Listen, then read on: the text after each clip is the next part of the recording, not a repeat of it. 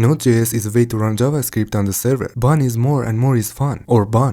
Bun is a drop-in replacement for Node, also a package manager, a bundler, and a drop-in replacement is a term in computer science which refers to the ability to replace one software with another without any changes or negative impacts. So with Bun, drop your pants and go to a Node.js project. In Node.js, we use npm as a package manager, whereas with Bun, we use itself. It is a bundler, so it can transform any JS file to another. JS, TS, JSX, SEX, you name it. Import your HTML file like you don't give a fuck. Do not touch a tsconfig file anymore. Whoa, calm down, Jamal. We have built-in hot reload, Postgres support, and we can add client code with 0 configurations. It's promised to be extremely fast, so let's quickly get started by installing it using npm for the last time. Then to create a project, open a file and run Bun in it. Select a template. As you can see, you can create backend, frontend, and packages. We use backend in this case. Run a server by importing and calling serve function from Bun inside index.ts. Use Bun run index.ts to run that shit. To enable hot reload, go to package.json and add a starter script with hot reloading enabled. Fuck nodemon and go back to index.ts. In here we can import our HTML from React or anything and pass it down to Bun in order to render it on a specific route. In these routes you can also query your database as well. And like any other soft and rounded object, it's more enjoyable when there's 2 of them. One for frontend and one for backend. With Bun, send a fuck you to Node, Webpack, Yarn, and PNPM. I haven't used it in production, so I'm gonna update you on that. There's a lot more to discover in Bun's documentation, so I let you do that. Thanks for watching and have a good day.